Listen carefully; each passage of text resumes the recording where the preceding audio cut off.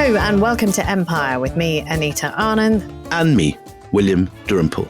And today we have an extraordinary story, one of the most remarkable individuals to emerge from the whole horrific tale of the Middle Passage and the Caribbean plantation system. It's the life of Olaudah Equiano, one of the most famous and most significant black Englishmen of the 18th century, a man of extraordinary initiative and skill, able to turn his hands to all sorts of things, who wrote a famous autobiography that's also political work that had real and actual knock-on effect with the abolition movement. Also, it should be said, there is now a brand of rum named after him. There's an undersea cable named after him that links the west coast of Africa with Lisbon that follows the route that the first Portuguese slavers took. A lot of the story that we will be telling comes from his own narrative, even though the story of his early life being snatched from his family and taken across the Middle Passage to be sold as a slave has been called into question subsequently by some scholars, and we'll be going into that later. But Anita, tell me about this man. Where was he born? Who was he? And why are we interested in him? Right. But before I get into that, because as you say, there are some recent scholars who are saying, actually, liar, pants on fire, Equiano, you weren't. You weren't born where you said you were. You weren't born in Africa at all. But just before, can I do the elevator pitch for who he was? Because I think you would like him very much. So this is a man who, having gone through the worst depredations that humanity can throw at another human, right? He ends up being one of the best networkers in London. He is a prodigious writer, not just, as you say, of his narrative, but also of articles, pamphlets, papers. He never sold the copyright of his book, which is unthinkable at the time. He never sold it. It was so popular, this narrative of his life that we're going to talk about in more detail, that it went through 9 editions, and every single penny came to him. Not to anybody else, it came to him because he was very savvy when it came to money. So he spent his life, the latter part of his life, if you call him Equiano the Older, which we'll get to a lot later on, giving book tours, signing autographs. Does he sound like someone you know? And he was sort of the man about town. He was the man that people wanted to know, but he didn't start that way. So let's first of all take him at his word. Let's take him at his word. So when he wrote the interesting narrative of Olaudah Equiano of Africa, told by himself. There's a great frontispiece in his book, which is a picture of him looking very grand, like a gentleman dressed in Western clothes. Much reproduced in books today. Yeah. Every which where and everywhere. We were talking about the Joshua Reynolds picture of Francis Barber. This is almost as ubiquitous, or maybe even more so than that image. So what he starts off by saying in his book is really interesting, I think. He says, I offer here the history of neither a saint, a hero, nor a tyrant. I believe there are few events in my life which have not happened to many. It is true, incidents of it are numerous, and, did I consider myself an European, I might say my sufferings were great. But when I compare my lot with that of most of my countrymen, I regard myself as a particular favourite of heaven, and I acknowledge the mercies of Providence in every occurrence of my life. Yeah, so that's amazing, isn't it? Isn't that amazing? Yeah. And yet his life, has as laid down in his autobiography, has the lineaments of one of those 18th century novels. This is an autobiography. It's not a work of fiction, however much people may have cast some doubts on his origins, whether he came from the Carolinas or from Africa. But he arranges his material in exactly the way that, say, Samuel Richardson arranges the ups and downs of the lives of Pamela, or Tom Jones, or the way that Thackeray arranges the life of Barry Lyndon that got made into that wonderful movie. And this sensation which I think is so telling about the 18th century, that life is full of hidden trapdoors, full of hidden pits that you can just plunge down into, and all your hopes suddenly disappear overnight. And this is, I think, something that's very common in that period. I think life was very fragile, and all the more so if, rather than an aspiring Irish gallant like Barry Lyndon, you're in fact a black man in a white country where most black men are enslaved and have very little control over their own lives. So when he talks about his own story, he says he was born in 1745 in a province called Igbo. Now, Igbo is southeastern Nigeria, and he was given by his family, the people who loved him, the name Olaudah. So he came from a large family. So he says the youngest in a family of 7 children, 6 boys, 1 girl. There were more siblings, but they died, he says. And it seems to be a happy childhood, but it is in the kingdom of Benin. And we've talked about the problems in Benin, haven't we, before? Yes, when we had Vincent on last week, he had this extraordinary fact in his amazing book, Taki's Revolt, that there was depopulation 100 miles inland in Benin because people were very obviously so worried about slaving parties coming and taking them and selling them off to whoever would buy them in the slaving ports. But he is brought up in a village, he says, beyond that. And even so, he falls party to a group of African slavers who lift him from his house with his sister. Yeah, I mean, he talks about sort of, it is 2 men and a woman. I mean, notably, we talked about this with Vincent. There were women who were involved. And also the film, the Warriors of Dahomey, they talk about women warriors in a very heroic way, but there were women slavers who were going around from the kingdoms of Dahomey. African women slavers, just to be explicit about this. African women slavers, exactly, who were picking up children and taking them, and men and women, and taking them away to be slaved. And he talks about this in the book, and it's almost the opening of the insight into his life, his early memories, of being sort of clutching his sister, being utterly afraid, and that notion of not knowing what's going to happen to you, and then being forcibly separated from the clasp of his sister. So immediately he is making himself a human being, and he's talking about family in a way that is accessible to people who don't look like him, who don't have the color of skin that he does. And he has this kind of idyllic description of his childhood before this, living with simple food, a simple life in the village. His people, he say, are favored by slavers because they're hardy, intelligent, they possess integrity. And he says that no one from my tribe is idle. Yeah.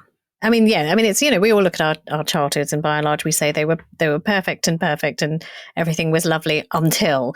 And the until happens when he's taken away. Aged 11. Yeah. Aged 11, yeah. Well, I mean, we don't know what happens to his family, but he certainly seems to suggest that they are killed, but he never sees them again. It's just he and his sister who are taken away. And he talks about that feeling of being completely separate, completely alone. He also talks about not understanding what is going on, that there is a brutality. They don't know why they're being hit, they don't know why they're being shouted at, they don't know what people are saying to them. And it is when he's passed into the hands of sort of the white slavers who are going to take him on. He's separated from his sister. We don't know what becomes of her after this, after moving several times through different hands, he says. Yeah, exactly. He suddenly comes face to face with the ship that is going to change his life.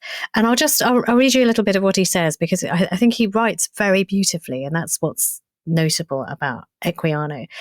He says, "The first object which saluted my eyes when I arrived on the coast was the sea and a slave ship, which was then riding at anchor and waiting for its cargo. And these filled me with astonishment." So he's like a little boy, like, oh, this is so cool. He's never seen a boat, and he's probably never seen the sea before. It filled me with this astonishment, which was soon connected with terror when I was carried on board. And I was immediately handled and tossed up to see if I was sound by some of the crew. And I was now persuaded that I had gotten into a world of bad spirits and that they were going to kill me. So that, again, I mean, the economy of expression of what this young boy was feeling at the time, I think is really something else. And I think what we should remember is that while in a sense we're now very familiar with the Middle Passage and its horrors, an 18th century audience reading this book might never actually have not only not read this, but even thought about it. Their contact with slavery was limited to the sugar they put in their tea, with the tobacco they smoked, or the cotton that they wore on their bodies. And it was just like today, it's very easy to go to a supermarket and buy a steak and forget that this was once part of a living cow. It's very easy not to, to put these into different categories. You look at a commodity, you don't necessarily associate it with a living being. And this is very much, I think, what the 18th century audience did, that they put this all in a completely different room. Slavery was very easy to keep out of sight and out of mind. And Equiano, for the first time, writes a first-person narrative that's read very widely by British public. And this description that he gives, and tell us about this, Anita, now, the description of the Middle Passage would have been completely new. Yeah, absolutely, because, people don't talk about it. What they can't see, they don't know about, and nobody really talked about the Middle Passage. He says, I wish for my former slavery in preference to my present situation, which was filled with horrors of every kind, still heightened by my ignorance of what I was to undergo. I was not long suffered to indulge my grief, because I was soon put down under the decks, and there I received such a salutation in my nostrils as I have never experienced in my life. The loathsomeness of the stench he talks about. He puts you right in the picture, the crying together. I became so sick and low, he says, I wasn't able to eat, and nor had I the least desire to taste anything, and I now wished for the last friend, death, to relieve me. Isn't that awful? That's a terrible, terrible description. And this, again, we can't emphasize how new this must have been for an 18th century audience. They'd never had a black man describe the process of actually being enslaved himself, and what people must have felt when they read this and put two and two together. It's very easy I'm sure it's very easy to ignore all this. I mean, it's very easy for us to look back. He also, doesn't sanitize it, because he puts sort of the white slavers or the white crew right into the middle of the picture from the moment that he's sort of thrown up in the air and weighed and seen whether he's worthy or not. He talks about not eating, this trauma of being on the ship that is about to embark on the Middle Passage is so harrowing to him that he decides he's not going to eat. He can't eat. He's sick. He just can't have any food. He talks about 2 of the white men offered me eatables, and on my refusing to eat, one of them held me fast by the hands and laid me across, I think, the windlass, and tied my feet while the other flogged me severely. I had never experienced anything of this kind before, and although not being used to the water, I naturally feared the element the first time I saw it, yet nevertheless I could have got over the nettings, I could have jumped over the sides, but I could not. And besides, the crew used to watch us so closely, who were not chained down to the decks, lest we should leap into the water. And I've seen some of these poor African prisoners most severely cut for attempting to do so, and hourly whipped for not eating. This indeed was the case with myself. So just remember, this is an 11-year-old boy this is happening to. He also describes how children younger than him are on board, and that they keep falling into the hideous, what he calls the necessary tub, the latrine downstairs, or just a tub, I suppose, that where this excrement goes. And these children falling in and drowning. It just gets kind of worse and worse. Yeah, and everybody chained up, that picture, making it visual for people who are reading his book, of people chained together, of people, suffering in darkness under those decks. I think it is the first time, as you say, it's the first time people in Britain are actually made to see what it was like to be one of those people who was chained and being kidnapped, in effect, from their homeland. And what's interesting is that there are some modern tellings of Equiano, some modern investigations that suggest actually he wasn't born in Africa. He said at a couple of points that he was from the Carolinas. But he says, that beginning thing, he said, this is not my unique experience. This is the unique of many people. So there is this sort of belief that maybe he's talked to a lot of people, and that is the story he's also beginning to tell. But who knows? We're going to take a break now, and when we come back, we are going to tell the increasing horrors of what happens to him when he arrives in Barbados. Wait, are you gaming? On a Chromebook? Yep. It's got a high-res 120Hz display, plus this killer RGB keyboard. And I can access thousands of games anytime, anywhere. Stop playing. What? Get out of here. Huh? Yeah, I want you to stop playing and get out of here so I can game on that Chromebook. Got it. Discover the ultimate cloud gaming machine, a new kind of Chromebook.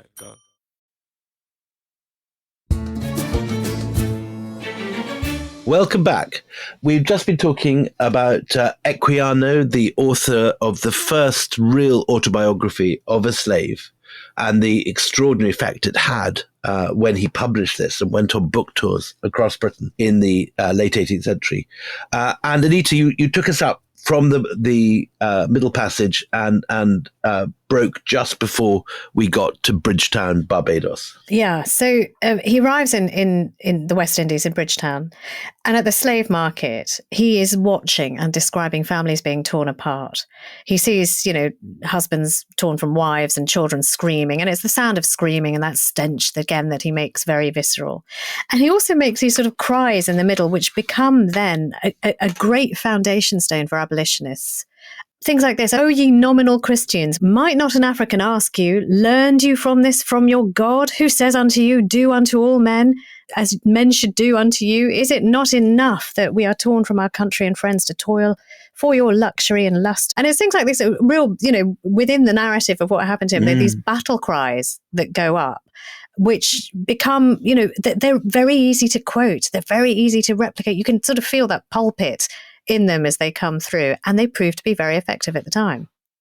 So he then goes on to Virginia, and he gets bought by a man called Michael Henry Pascal, a lieutenant in the Royal Navy. What happens to him then? Well, first of all, he gets a new name. So, that this is the thing that we've talked about with Vincent before, that the part of the dehumanization of a person is to rob them of everything that linked them to their home. And he is called, at first, he's called Michael. And then Pascal decides he's going to rename him Gustavus Vasa. And he says, "I'm naming you after a Swedish king who freed his people from the tyranny of the Danes," which is just cruel, something that you're never going to experience at all in your lifetime. Was that the motive? Just to, there was that thing also just to call slaves by sort of heroic names, like sort of Hannibal and... Well, he does also say that, this is a man who freed his slaves and you're not going to be freed. And at the first, when he's called by his name, Equiano refuses to answer. He says, "That's not my name." Because he's been known by two other names before he's actually been bought by Pascal. He's been called Jacob at one point, and he's been called Michael at another point. And he says, "Well, Gustavus is not my name." And he is thrashed, he's flogged for it. And a few times he doesn't reply, when he's called, "Gustavus, come here." He doesn't reply. And so he's flogged. He talks about being cuffed repeatedly for not replying to this. He's well treated compared to others who were tortured and thrown overboard, but it's not lovely. And Pascal is not kind either. But again, and this is typical of the narrative, you move from these moments of horror to moments of kindness. And it's on that ship that he meets Richard Baker, a white man, a few years older than him, and they become very close. Well, a boy, more than anything, like a boy. He's a boy from a family that has slaves themselves, and he because I suppose the age difference is not great, and they're surrounded by big hairy men on this voyage, these two kind of cleave together. And he describes in his book, again, it's really quite touching how, first of all is that they sort of move closer together. He doesn't speak English, but with Richard, and Richard trying to communicate with him a little bit, he starts picking up a few words of English here and there. And then they start becoming even more friendly. And then there are terrible storms where they hold onto each other's bosoms until the storms pass, or these frightening things pass, like little children would.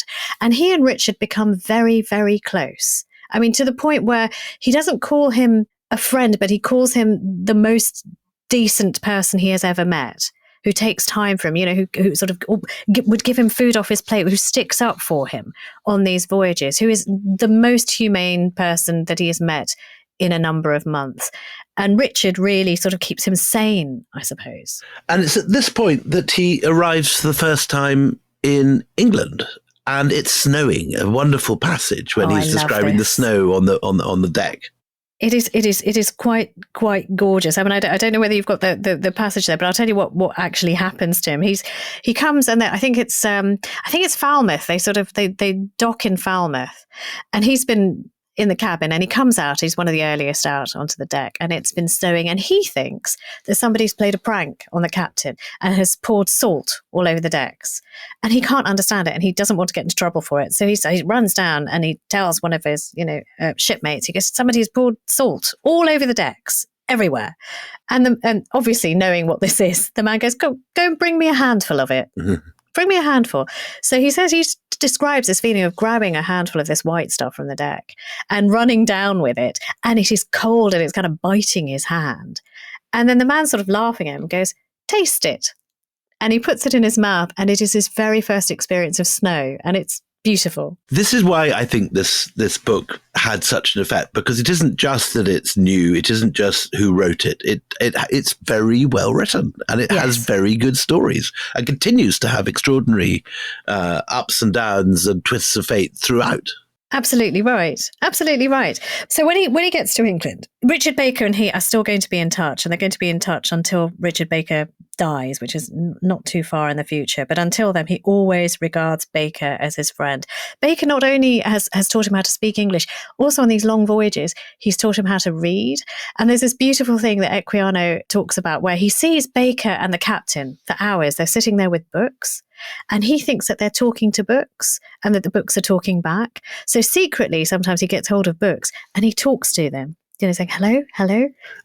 And then it doesn't talk back. And the book doesn't talk back, and he's distraught that the books don't talk back. But anyway, look, through his trip to England, he gets to stay with Pascal's cousin, Mary Guerin. And it sounds as if she's fairly okay to him. Yes, I mean, he gets very sick there. And he nearly has his leg amputated, but I think she helps him recover. Yeah, they want to take his leg, but he absolutely is adamant, no, because he knows, if you are a young black boy with no leg, there is basically no hope for you. And he talks about being delivered, that he survived. He's strong enough to survive this. And then he goes off to the 7-Year War. I mean, extraordinary life. So he's in the middle of this, of what is in many ways the First World War. It's a war that encompasses the Caribbean, Scotland, Ireland, the continent, and India.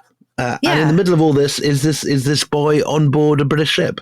So we're talking 1758, which would make him only 13 years old, William. And tell us a bit more about the 7 Years' War, because I think, we've sort of mentioned it. It is as close to... So some people call it World War One, don't they? I mean, the First World War. Yeah. So in America, it's known as the French and Indian Wars, and it's all that stuff that Daniel Day-Lewis leaping through waterfalls and rescuing blonde girls and playing sort of Scottish reels in wooden forts on Lake Ohio.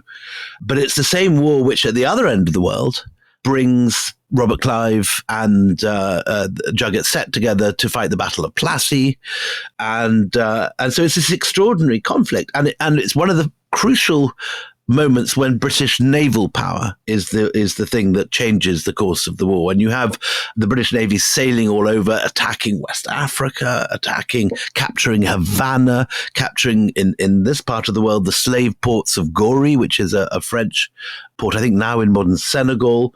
And here we have our man, Equiano, age 13, as a cabin boy in this extraordinary moment of British naval expansion. And he describes the battles. He describes, the ships going past. He describes sort of coming up against a man of war, and the crew are quite relaxed because they think it might be a British ship, and then it raises its colours and it's a French ship, and how close they are and how lucky they are. At one point, they're assuming they're sailing towards a British ship, but it isn't. And this is all in the Mediterranean for him, isn't it? Yeah, and if only they knew that his ship was so unprepared, all their cannons are still they're not out, they're not pointed, and if this ship knew, they could have sank them at any moment. And the Mediterranean in the 7-Year War is one of those conflicts that goes up and down. The British try to take various islands. There is a complete naval failure at the beginning, which results in I think it's Admiral Byng gets shot for failure to do his duty.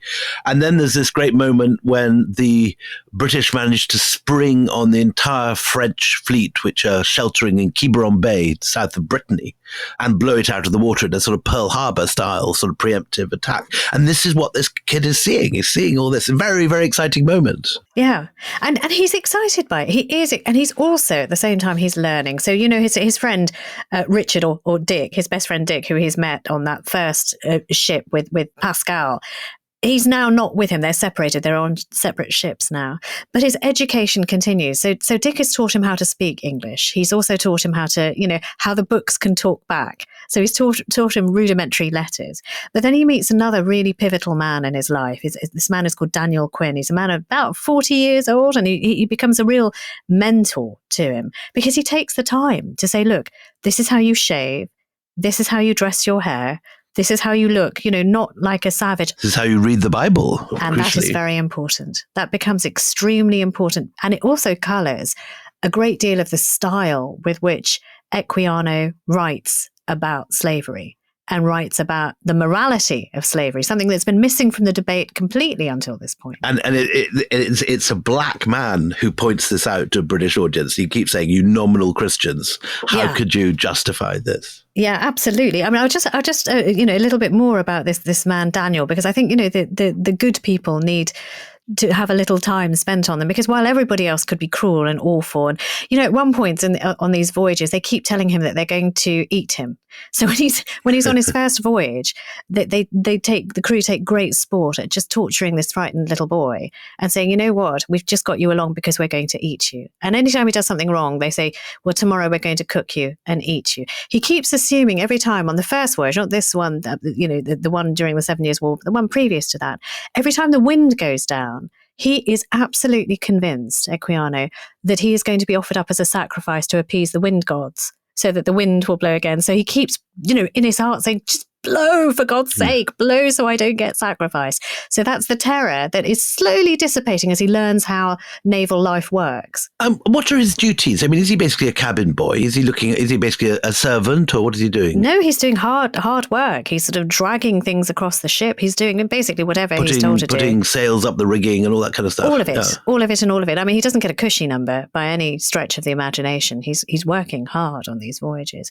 But when he talks about Daniel Quinn, when he writes about Daniel Quinn, he describes him like a father to me. And, this is actually, somebody longing for a parent who has been ripped away for his parent. I found that really very sweet. And throughout his life, you see Equiano looking for father figures because he just needs someone. He's still sort of that little boy at heart. They even make plans to work together. They even talk about, and this is really important, that Daniel Queen is the one who puts it into his head, after you free yourself of slavery, we will make plans. We'll go traveling around the world. They're just, he gives him hope and dreams, which is really wonderful. And then, as you say, what I think you find in this chapter is that Equiano's identity is significantly shifting at this point. He's part of the British Navy. He's part of the club. He's fighting against this common enemy, the French. And he starts to visualize himself as an Englishman and has this idea that at least he has the hope of becoming one. He can now speak the language at a good level. When he was in London, he'd gone to school, he'd learned to read and write, and he actually starts to model himself on the English gentleman that he says he admires. He was no longer trying to look on them as spirits, he says, but as men superior to us. So this is this sort of, in a sense, this sort of conscious colonization, we'd say today, I think, of Equiano's identity. And he has this sensation that his nature is changing. Yeah, well, I mean, I think it's sort of Queen allows him to, but also he proves himself on these voyages. The captains that he serves under and the way in which he writes about those experiences means he's pretty handy. He's learning stuff. He's learning about navigating. He's learning about how ships work. He's learning about how warfare works. And he's learning that he likes a life at sea. And he pleases his captains. His captains are kind to him once he can speak the language, once they can no longer take, the rise out of him by saying they're going to eat him every 5 minutes. He can relax into the role of being part of the crew. And it's a very different structure to being on land, because if you don't all pull together as a crew on a ship, your ship's going to sink. And so he becomes de facto part of that family. And then this is a crucial moment in his life. In February 1759, what happens? Well, 1759, the Guerins, who, this cousin, Mary Guerin, who's the cousin of Pascal, his buyer, the one who owns him, decides to get him baptized. And that is massive. We've touched on this before because it was not a given. It just, slaves were not baptized. British slaves were not baptized. You find much more of this in the Spanish and the Portuguese slave colonies. The Jesuits are there working away, and this is a huge deal in that world. But the British have always been far more pragmatic about their use of religion. And so, for example, in India, there's far fewer missionaries. Certainly during the 18th century, there's more in the 19th century, because they're worried they're going to get in the way of profit. And I think there's a similar thing going on here. And also they start feeling that they're part of the club, and for heaven's sake, don't let them think they're part of it. Actually, the thing with Indian missionaries, I was really interested, that's something I'm writing about at the moment. It's a bit of a dogleg, but it's interesting.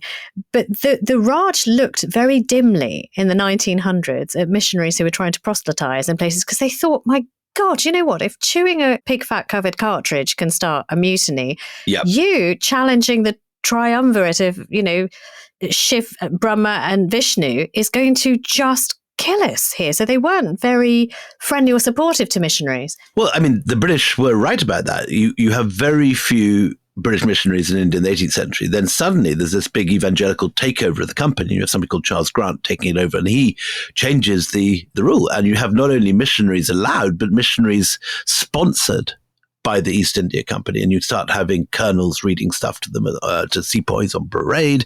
And you have missionaries put up in company lodgings. So in India, there's this realization that the Christianity and the company are one and the same thing. And that is one of the main causes, certainly in the British analysis, of the mutiny in 1857. So after the mutiny, missionaries are reined in again. And in the 19th century, there's very little missionary activity. It is really interesting. And yet, he gets a card or ticket or a key to the club because the Gerrans do baptize him. And he does say, it becomes central to who he is. It also kind of coincides with peacetime because, the 7 Years' War, all of that daring do that was very diverting, and he was part of the crew in the midst of a war. And so, there was lots of things to see and be excited about. It's over, and he allows himself to dream that Queen dream, Daniel Queen's dream of, I will be free soon and I can see the world on my terms. And then, as so often in his narrative, he falls through the trapdoor again. And this is something that completely breaks his heart because the person who, in a sense, throws him through the trapdoor is none other than Pascal, who he's come to think of as family. And I don't know why he thought of him as family, because actually Pascal it's not literary, but he's a bit of a shit, actually. Yeah. He's really not a very nice man at all. At this point, it becomes clear that Pascal is not someone to be trusted, and perhaps he has no interest at all in looking after Equiano, whatever his cousins, the Gerrans, may have thought. Yeah. So, I mean, he says, I had never once supposed in all my dreams of freedom that he would think of detaining me any longer than I wished. He thought, this is what he was owed. He thought this is what would happen. And then Pascal makes it quite clear that he's going to sell him. And even though most of his shipmates are saying he should be free, they're sort of saying, and they'll help him be free because he's one of them, he's one of their gang. But instead, he is sold. He's sold to Captain James Doran, with whom he almost immediately has bad blood. I mean, they fall out almost immediately. As I said, what's so intriguing about this is that the rhythm of his life. He finds a protector, he loses them. He finds his family, he loses them. He gets Christianity, he's sold. Has exactly this feeling of the novels which are written at the time, and yet it all checks out. Other than possibly the first section of his childhood. That's the one thing scholars have criticised. Well, criticised or just questioned, because they say he said different things to different people. He falls out with his new captain, or his new owner, Captain James Doran. And it's because, he knows that this man is not going to free him. He's not even going to pretend to free him. Pascal, may not have been great, but this guy Doran is even worse. He says, for I have been baptized, and the laws of the land say no one has a right to sell me. And he's sort of saying to Doran, this what has happened here is not right. I'm baptized. You can't do this to me. Doran hates Equiano. He thinks he's a bit uppity and a bit too learned and talks too much. And he says, if you don't behave yourself, Equiano, I have ways of making you behave yourself. And he stays with Doran for years, he goes, but he's forced to fight on these ships. So they, for amusement, they match up people of the same kind of heights and sizes and weights, and they make them fight. And he's still just a boy, remember? He's just still, 13, 14 years old now. And he says, he describes it as the first time he ever knows what it feels like to have a bloody nose. So, they're there. He says he fights, they're made to fight, these two boys of similar size, so him. And everybody's around them in a ring, and they're cheering and they're shouting and they're screaming for them. And he doesn't really know what to do. And so he's just getting pummeled, but then he stands up, and then they cheer for him when he stands up. And so he thinks, okay, this is what I should do. It's the first time he ever sees blood coming from his face, from his nose, and knows what a bloody nose is like. I think we're going to have to end this episode here, but we're going to go straight on Thursday and continue with this extraordinary life of Equiano. And we are going to find him back in the Caribbean that he'd left how many ever years earlier, a decade earlier. So that's all from Empire Pod this week from me, William Davenport. And me, Anita Arnond. That was deliberate, wasn't it? No, it wasn't really. It really wasn't.